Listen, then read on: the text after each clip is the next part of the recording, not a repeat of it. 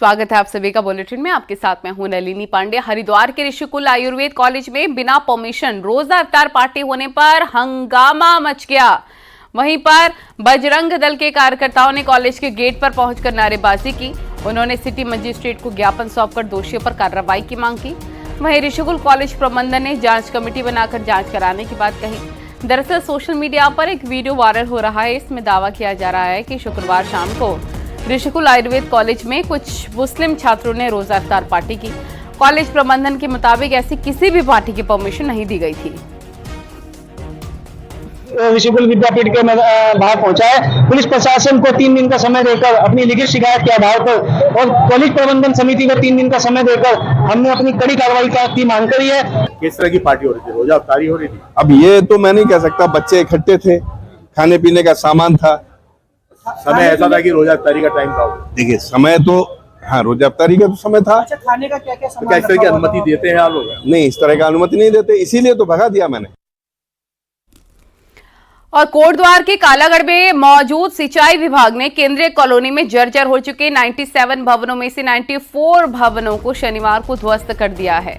तहसील प्रशासन के साथ भारी पुलिस फोर्स की मौजूदगी में सुबह 9 बजे से ध्वस्तीकरण की कार्रवाई शुरू हुई, जो देर शाम तक चली ही। और इस दौरान प्रशासन की टीमों ने जेसीबी की मदद से सभी भवनों को ध्वस्त किया। एसडीएम कोटद्वार सोहन सैनी ने बताया कि हाईकोर्ट से सभी जर्जर भवनों को तोड़ने के निर्देश पर अमल करते हुए कार्रवाई की गई। बचे हुए भवनों को रविवार को ध्वस्त किया जाएगा। ये हमारी फॉरेस्ट की लैंड है और इसमें कुछ पूर्व से जो है अवैध अध्यासी पहले से रह रहे हैं। तो उसी क्रम में जो माननीय उच्च न्यायालय है उनके द्वारा आदेश दिए गए हैं कि जितने खाली मकान हैं उनको जो है ध्वस्त किया जाना है। तो उसी के क्रम में 97 ऐसे स्ट्रक्चर हैं जिसमें कोई निवास नहीं करता है, तो आज उनको जो है ध्वस्त किया जा रहा है। उत्तराखंड में कैबिनेट विस्तार की चर्चाओं के बीच मुख्यमंत्री धामी दिल्ली पहुंचे और दिल्ली में देहरादून वहां से लौट भी आए हैं। अब मुख्यमंत्री से इसी पर सवाल पूछा गया तो सीएम धामी ने कहा उनका दौरा पहले से तय था और वो सामान्य परिस्थितियों में ही दिल्ली गए थे, इसमें कुछ भी अलग नहीं था। यानी कि सीएम धामी ने फिलहाल कैबिनेट विस्तार की चर्चाओं पर कोई बयान नहीं दिया है। देखिए, वो पहले से मेरा तय दौरा था, कोई नया दौरा नहीं है। अब आप लोगों के लिए हो सकता है नया कुछ हो तो आप लोग बता दीजिए, लेकिन मैं तो सामान्य स्थिति में गया। अंतर्राष्ट्रीय महिला दिवस पर मुख्यमंत्री पुष्कर सिंह धामी ने महिला सारथी योजना लॉन्च की। योजना के तहत 10 महिलाओं को electronic scooty, electric auto, electric cab दी गई। इन गाड़ियों का संचालन महिलाओं के लिए महिलाएं ही करेंगी। महिला सुरक्षा को देखते हुए पुलिस और परिवहन विभाग को भी इस योजना में शामिल किया गया और इसके लिए इलेक्ट्रिक गाड़ियों में पैनिक बटन भी दिया गया। शुरुआती दिनों में इलेक्ट्रिक गाड़ियों में आर्थिक रूप से कमजोर महिलाओं को फ्री में सफर कराया जाएगा और बाद में किराया देकर कोई भी महिला इसमें सफर कर सकेगी। सीएम धामी ने कहा कि नारी शक्ति को आगे बढ़ाने के लिए उनकी सरकार कदम उठाती रहेगी। हमने महिलाओं के लिए 30% का आरक्षण यहाँ पर सभी नौकरियों में सुनिश्चित किया है। 1 लाख लखपति दीदियाँ हमारी अभी तक बन गई हैं। स्वयं सहायता समूह जो हमारे चल रहे हैं 5 लाख तक के ऋण हम बिना ब्याज के दे रहे हैं। ऐसे अनेक योजनाएं हम आगे बढ़ा रहे हैं। आगे भी हम नारी शक्ति को आगे बढ़ाने के लिए, अपनी मातृशक्ति को आगे बढ़ाने के लिए हर संभव प्रयास करेंगे और हर संभव प्रोत्साहन करेंगे। सोमवार को सीएम पुष्कर सिंह धामी चारधाम यात्रा को लेकर बड़ी बैठक करने वाले हैं और हर बार की तरह सरकार की चिंता भीड़ के साथ रजिस्ट्रेशन को लेकर दर्शन तक की है। तो सोमवार को होने वाली मीटिंग में बड़े फैसले भी हो सकते हैं। देखिए रिपोर्ट।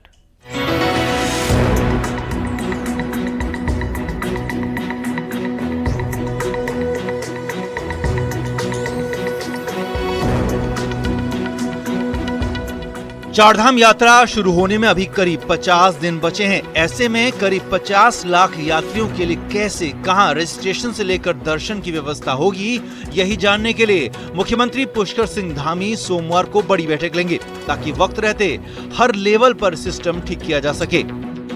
ऑनलाइन और ऑफलाइन रजिस्ट्रेशन में क्या डिटेल देनी होंगी, इसको लेकर अभी कंफ्यूजन है। मई जून में भारी भीड़ में दर्शन का क्या सिस्टम होगा? क्या राज्यों को चारधाम यात्रियों को लेकर लिमिट दी जाएगी? ट्रांसपोर्ट, होटल इंडस्ट्री से जुड़े लोगों की क्या शिकायतें और सुझाव हैं? बरसात के सीजन में आपदा वाले हालात में क्या प्लान होगा? ये वो सवाल हैं जिन पर सोमवार को होने वाली मीटिंग में चर्चा होनी है। तो जिलों के डीएम और विभागों के सेक्रेटरी अपनी अपनी तैयारी बताएंगे। सरकार हो या अफसर, सभी की फिक्र भीड़ के मुताबिक व्यवस्था बनाने पर है, ताकि ऐन वक्त पर किसी टेंशन और कंफ्यूजन में काम खराब ना हो।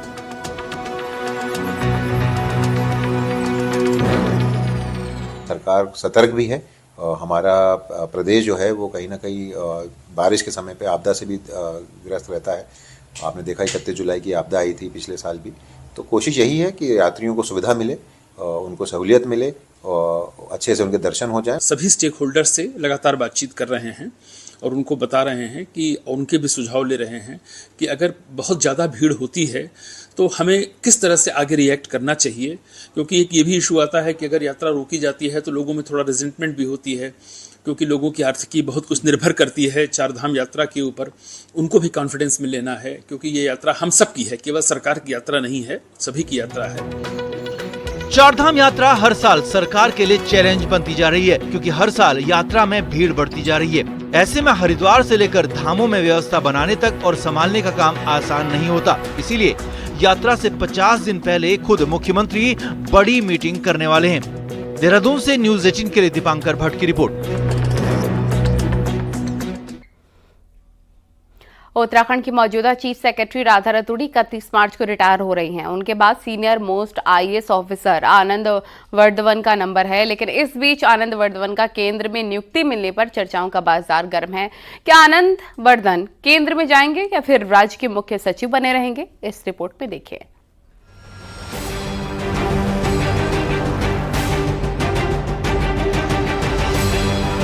जनवरी 2024 में मुख्य सचिव बनी आईएएस अफसर राधा रतूड़ी 31 मार्च को रिटायर होने जा रही हैं। उनके बाद राज्य का अगला मुख्य सचिव कौन होगा, इस पर सबकी नजरें टिकी हुई हैं। राधा रतूड़ी के बाद 1992 बैच के आईएएस अफसर Anand Vardhan senior most officer हैं। वर्तमान में आनंद वर्धन अपर मुख्य सचिव हैं और माना जा रहा है कि आनंद वर्धन राज्य के अगले मुख्य सचिव होंगे। लेकिन इस बीच उनका केंद्र में सचिव पद पर इम्पैनलमेंट हो चुका है। तो क्या आनंद वर्धन केंद्र में जाना पसंद करेंगे या फिर राज्य में मुख्य सचिव बनेंगे? इम्पैनल होने के बाद ये होता है कि वो जाने के लिए अधिकारी हो जाते हैं। मतलब अगर कोई जाना चाहता है तो जा सकता है, अगर उसका इम्पैनलमेंट नहीं हुआ है तो फिर वो केंद्र के पदों पर नहीं जा सकते। तो इससे ऐसी कोई बाध्यता नहीं है कि जिसका इम्पैनलमेंट है उसको जाना ही पड़ेगा। अगर आनंद वर्धन केंद्र का विकल्प चुनते हैं तो फिलहाल राज्य में कोई भी अफसर मुख्य सचिव बनने का मानक पूरा नहीं करता। ऐसे में दो विकल्प सरकार के सामने होंगे, या तो मौजूदा चीफ सेक्रेटरी को एक्सटेंशन दे दें या फिर किसी को प्रभारी मुख्य सचिव बना दें। फिलहाल मौजूदा चीफ सेक्रेटरी राधा रतूड़ी ने रिटायरमेंट के बाद मुख्य सूचना आयुक्त के लिए आवेदन किया है। देहरादून से न्यूज़ 18 के लिए सुनील नप्रभात की रिपोर्ट।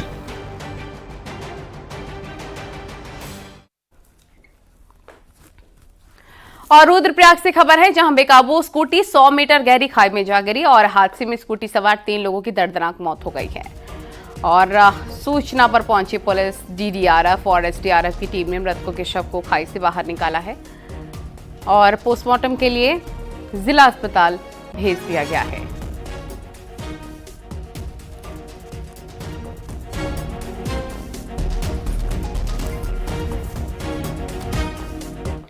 हरिद्वार के लक्सर में पुलिस ने घर से गाय चोरी कर गाय की हत्या करने वाले 2 आरोपियों को दबोच लिया है। लक्सर कोतवाली क्षेत्र के सिदड़ू गांव में 2 दिन पहले रात में घर से गाय चोरी हो गई थी।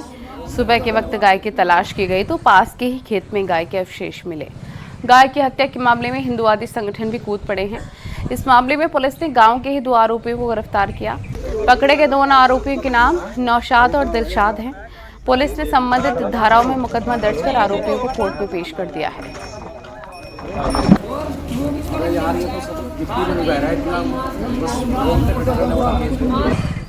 उत्तरकाशी के दयारा बुग्याल में पर्यटन विभाग की ओर से चलाई गई स्कीइंग ट्रेनिंग के दौरान लापरवाही के आरोप लगे हैं। ट्रेनिंग के दौरान कुछ ट्रेनी घायल हो गए हैं। वहीं एक महिला ट्रेनी का हाथ फ्रैक्चर हो गया है। घायल ट्रेनी ने आरोप लगाया कि उसका प्रॉपर इलाज नहीं हुआ। गलत दवाई देने के आरोप भी महिला ट्रेनी ने लगाए हैं। सुविधा नहीं मिलने पर 5 ट्रेनी ट्रेनिंग को छोड़कर चले गए और डीएम से इस पूरे मामले में शिकायत की। आपको बता दें कि पर्यटन विभाग की ओर से साहसिक खेलों को बढ़ावा देने के लिए जिले के 44 युवक और युवतियों को 2 से 7 मार्च तक स्कीइंग का प्रशिक्षण दिया गया था। मैं यहाँ स्कीइंग कोर्स में आ रही थी और मेरे स्कीइंग करते टाइम से हाथ फ्रैक्चर होके गया और यहाँ कोई डॉक्टर की सुविधा उपलब्ध नहीं है और मेरे को खांसी की दवाई की जगह घाव साफ करने की दवाई पिलाई गई यहाँ। और देहरादून में स्थित 80 करोड़ का बर्फीला सफेद हाथी फिर होगा जिंदा, जिसे जिंदा करने के लिए अब बिजली नहीं सोलर एनर्जी का इस्तेमाल किया जा रहा है। ये पूरा मामला क्या है, इस रिपोर्ट में देखिए।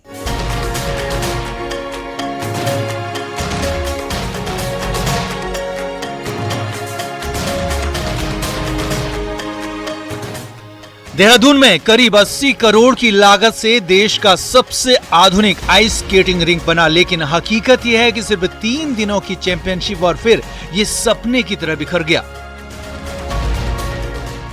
2011 में आयोजित south Asian ice skating championship के बाद ये स्पोर्ट्स अरीना वीरान हो गया।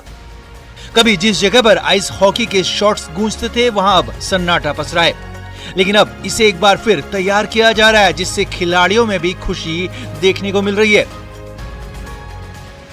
उनका कहना है कि सरकार देहरादून के बाद औली में भी बंद पड़े आइस पाउंड को तैयार करेगी।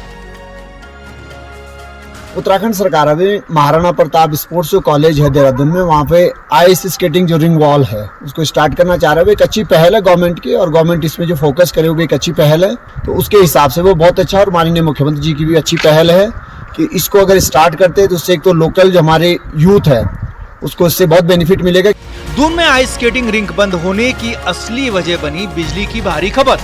हर दिन करीब 1.5 लाख रुपए का बिजली का बिल इस बर्फीली दुनिया के लिए संकट बन गया। बिना बजट बिना प्लानिंग के ये प्रोजेक्ट ठंडे बस्ते में चला गया और 13 साल तक बस एक सफेद हाथी बनकर खड़ा रहा। लेकिन अब इस बर्फीली चुप्पी को तोड़ने की कोशिश हो रही है। सरकार इसे जिंदा करने के लिए सोलर प्लांट लगा रही है ताकि बिजली की समस्या दूर हो सके और ये रिंक दोबारा से चालू हो सके। होती है कि बिजली का प्रबंधन जो है वो सोलर सिस्टम के माध्यम से आज कर लिया गया है। निश्चित रूप से उसको हम लोग संचालन करने की प्रक्रिया भी हम लोग जल्द से जल्द उसे हम लोग प्रारंभ करेंगे। हम लोग इसी को नहीं अपितु तो हमारे जितने भी संस्थान जो नेशनल गेम में हमारे उपयोग हुए हैं उन सभी संस्थानों को हम एकेडमिक रूप देते हुए उनको हम डेवलप करेंगे। अगर ये योजना सफल होती है तो उत्तराखंड के खिलाड़ियों को एक शानदार प्लेटफॉर्म मिलेगा और देहरादून में भी खिलाड़ी फिसलते हुए नजर आएंगे। सरकार के वादों और हकीकत के बीच की दूरी कितनी जल्दी मिटेगी ये देखना दिलचस्प होगा। देहरादून से सत्येंद्र बर्तवाल की रिपोर्ट।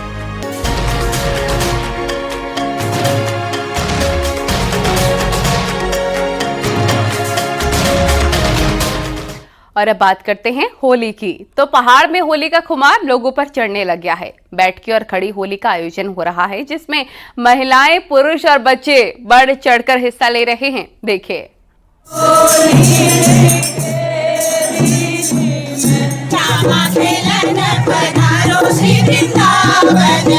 सांस्कृतिक नगरी अल्मोड़ा में होली की धूम है। जगह जगह होली के कार्यक्रम हो रहे हैं जिसमें महिलाएं खूब धमाल मचा रही हैं और वहीं बाजारों में भी होली की झांकी निकाली जा रही हैं। महिलाएं होली के रंग में सराबोर दिख रही हैं, जिसमें कि आपको विभिन्न संस्कृतियां दिखाई देंगी। तो वैसे तो कुमाऊं की संस्कृति होली के लिए विशेष है, लेकिन और जगह का भी हमने इस बार लिया है कुमाऊं के अलावा, ताकि हमने कहा कि लोगों को पता चले कि हर जगह किस तरीके की होली होती है। होली कार्यक्रम में महिलाएं कई तरह के स्वांग भी कर रही हैं, समाज की कुरीतियों पर तंज कस रही हैं। वहीं बेटी बचाओ बेटी पढ़ाओ के साथ युवाओं को नशे से दूर रहने का संदेश भी दिया जा रहा है। हम जो दिखा रहे हैं शिव मसाने काशी घाट की होली हम ये दिखा रहे हैं। देखो शिव और पार्वती वहाँ पर मतलब कैसे इस होली को खेलते हैं और जो उनके गण हैं वो इस होली को राख से और शमशान की राख से इसको मनाते हैं। पहाड़ में होली का खुमार चढ़ने लगा है। महिला हो या पुरुष होली के रंग में रंगने लगे हैं। हर तरफ होली का खुमार है और यही है पहाड़ की खास होली। न्यूज़ 18 के लिए अल्मोड़ा से किशन जोशी की रिपोर्ट।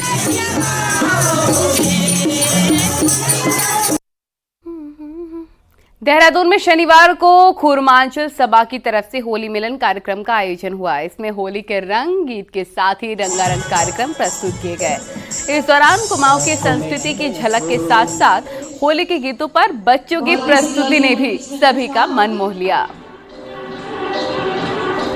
होली का त्योहार तो रंगों का त्योहार होता है। सब लोग आपस में मिलजुल के होली मनाएं, यही सबसे बड़ा संदेश है पूरे प्रदेश के लिए, पूरे समाज के लिए, पूरे हमारे उत्तराखंड के लोगों के लिए।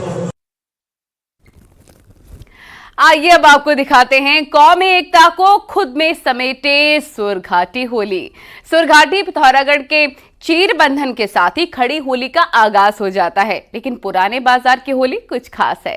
धार्मिक एकता की प्रतीक ये होली यहाँ बीते 193 सालों से बदस्तूर मनाई जा रही है। देखिए रिपोर्ट। धर्म के नाम पर दुनिया बटी नजर आती है और कई मौकों पर इंसानी रिश्ते भी तार तार होते दिखाई देते हैं, लेकिन सोरघाटी पिथौरागढ़ में इसके एकदम उलट नजारा देखने को मिलता है। यहाँ सभी धर्मों के लोग मिलकर सैकड़ों सालों से एक साथ होली मनाते आ रहे हैं। होली के त्योहार पर कौमी एकता का ये नजारा इंसानियत का सीना चौड़ा करता है। चीर बांधने से लेकर चीर दहन तक सभी समुदाय के लोग एक साथ कदम ताल करते हुए नजर आते हैं। कुमाऊं में अष्टमी के दिन सिर्फ हाटकालिका और पुरानी बाजार की चीर ही बनती है। कुमाऊं में गंगोली हाट और पिथौरागढ़ में होला अष्टक के दिन, अष्टमी के दिन ही चीर बंधन होता है।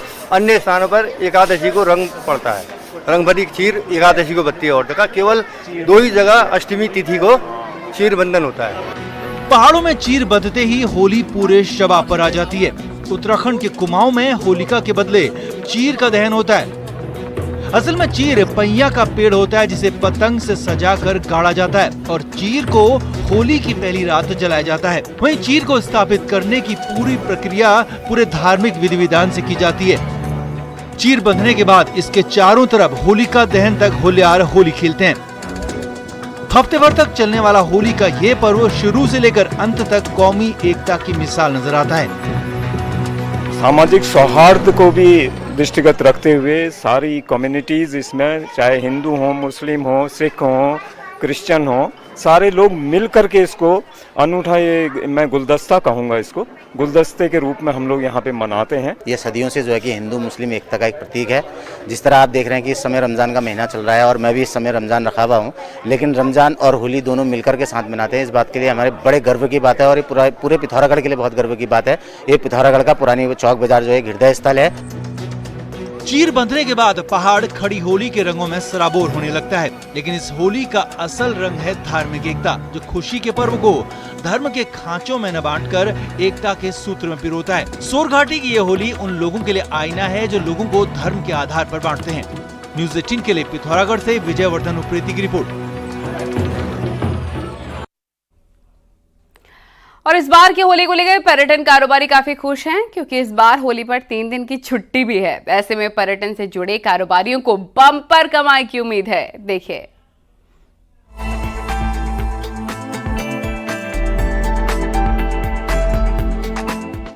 इस बार नैनीताल होली डेस्टिनेशन बन रहा है। देश भर से पर्यटकों ने होली के लिए अच्छी बुकिंग की है, तो बड़ा वीकेंड मिलने से टूरिस्ट का अच्छा फ्लो सरोवर नगरी में भी रहेगा। सैलानियों की आवाजाही से होटल, रेस्टोरेंट और नाव टैक्सी को अच्छा कारोबार की उम्मीद है। होली में लंबा वीकेंड है और बहुत अच्छी बुकिंग्स आ रही हैं। अभी 40-50% बुकिंग्स हो भी चुकी हैं और बहुत अच्छा काम होने की उम्मीद है। दरअसल 13 मार्च से 16 मार्च तक छुट्टी है, तो पर्यटकों ने इसका फायदा उठाया है। लंबी छुट्टी होने के चलते नैनीताल और कैची धाम में अच्छी भीड़ रहने की उम्मीद भी है। हालांकि पर्यटकों की बुकिंग के बाद नैनीताल जिला प्रशासन के माथे पर अभी से बल पड़ने लगा है। होली वीकेंड पर नैनीताल में जाम न लगे, इसके लिए ट्रैफिक प्लान तैयार किया जा रहा है। हमारे द्वारा जो ऑल्टरनेट पाथ है हमारा रूसी बाईपास, उसको और सुहागढ़ किया गया है। वहाँ पे अतिरिक्त पार्किंग भी डेवलप हो गई हैं। अगर आप विजिट करेंगे तो आप देखेंगे कि रोड साइड बहुत सारी पार्किंग्स हमारे द्वारा पहले से डेवलप की जा रही थी और वो इस वीकेंड से पहले ऑलमोस्ट सारी फिनिश हो जाएंगी एक साइड में। तो उसमें अगर हमारे पास लोड बढ़ता है व्हीकल्स का, तो व्हीकल्स को वहाँ डाइवर्ट करके उनको शटल के माध्यम से फिर नैनीताल पे पर्यटकों को लाया जाएगा। पहाड़ पर्यटकों से गुलजार होने जा रहा है। वहीं जिला प्रशासन पुख्ता तैयारियों का दावा कर रहा है, लेकिन देखने वाली बात यह होगी कि प्रशासन के दावे धरातल पर कितने नजर आते हैं। न्यूज 18 के लिए नैनीताल से वीरेंद्र विष्ट की रिपोर्ट। और अब आपको दिखाते हैं पहाड़ टॉप 10 न्यूज। रुड़की में बुग्गावाला थाना पुलिस ने हत्या के आरोपी में एक युवक को अरेस्ट किया। पिछले दिनों गन्ने के खेत से शव मिला था। विकासनगर में जमीन की धोखाधड़ी को अंजाम देने वाले एक आरोपी के खिलाफ कोर्ट में कुर्की के आदेश जारी हुए। आरोपी लाखन के घर पर कुर्की के आदेश चस्पा कर दिए गए। अल्मोड़ा में विवेकानंद पर्वतीय कृषि अनुसंधान संस्थान हवालबाग में दैनिक श्रमिक धरने पर बैठे। यहां पर महिला मजदूरों समेत करीब 200 दैनिक श्रमिक पिछले एक हफ्ते से धरने पर हैं। रुद्रप्रयाग में अंतर्राष्ट्रीय महिला दिवस पर महिला पुलिसकर्मियों के लिए 4 व्हीलर ड्राइविंग ट्रेनिंग का शुभारंभ किया गया है।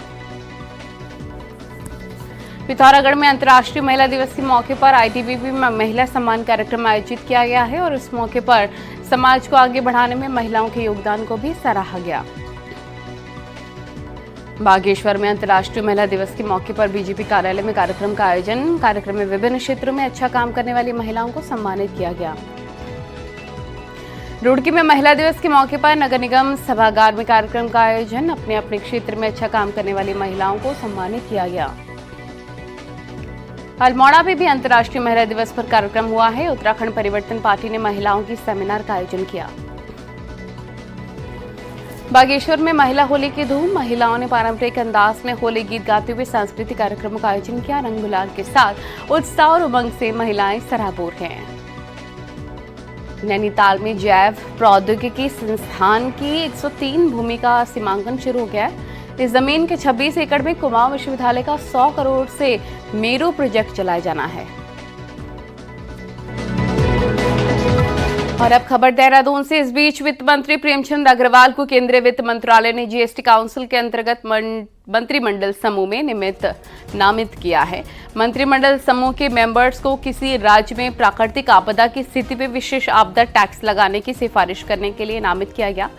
7 सदस्य मंत्रिमंडल समूह में उत्तराखंड से प्रेमचंद अग्रवाल के अलावा यूपी, पश्चिम बंगाल, छत्तीसगढ़, असम, गुजरात और केरल के मंत्रियों को भी शामिल किया गया है।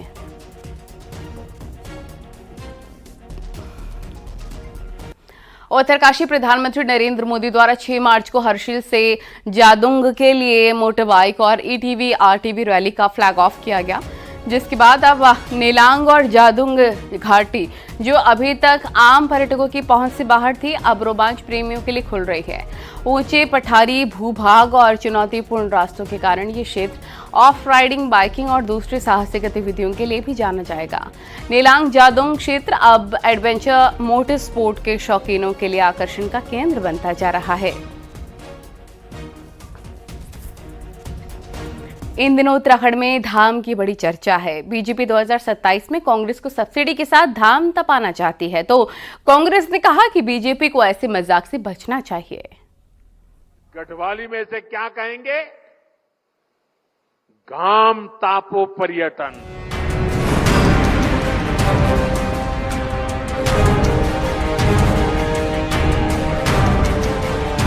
प्रधानमंत्री नरेंद्र मोदी सर्दियों में घाम तापने के बहाने पर्यटन को बढ़ाने की बात करके चले गए, लेकिन उत्तराखंड में घाम पर संग्राम शुरू हो गया है। बीजेपी का कहना है कि घाम तापने पर अलग अलग बातें करने वाली कांग्रेस 2027 में भी घाम ही तापेगी।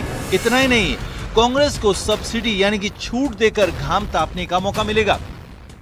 कांग्रेस पार्टी जिस प्रकार से विकास के कामों पर बेतुके बयान करती रहती है, तो उत्तराखंड की जनता उनको 2027 में यही काम देने वाली है। बीजेपी ने कांग्रेस को घाम तपाने की बात की तो कांग्रेस ने इसे युवाओं का अपमान बता दिया। कांग्रेस ने कहा 2027 में क्या होगा ये तो वक्त बताएगा, लेकिन बीजेपी को ऐसी बातें करके खाली बैठे बेरोजगारों का अपमान नहीं करना चाहिए, बल्कि घाम तापने के साथ लोगों को काम भी देना चाहिए। भारतीय जनता पार्टी के नेताओं को जो कि पदों पर बैठे हैं मजाक नहीं करना चाहिए। मैंने कल अपने स्टेटमेंट में ये बात कही कि ये बेरोजगारों को चिढ़ाने वाली बात है, और कांग्रेस ने अतीत में शीतकाल में बेहतर मौसम की स्थिति को देखते हुए जो एक योजना शुरू की थी, उसके लिए आधारभूत ढांचा बनाने की बात की थी। भारतीय जनता पार्टी के नेता उस पर बेहतर होता। ये तो ऐसे हो गया कि बेरोजगारों को अपने हाल पे छोड़ के कहो कि तुम घाम तापनो पर्यटन योजना बनाओ और उससे अपना रोजगार पैदा करो। सरकार घाम तापने के नाम पर टूरिज्म को बढ़ाना चाहती है, युवाओं को काम देना चाहती है, लेकिन कांग्रेस को 2027 में घाम तपाने की बात कहकर बीजेपी ने माहौल गरमा दिया है। दीपांकर भट्ट, न्यूज़ 18 देहरादून।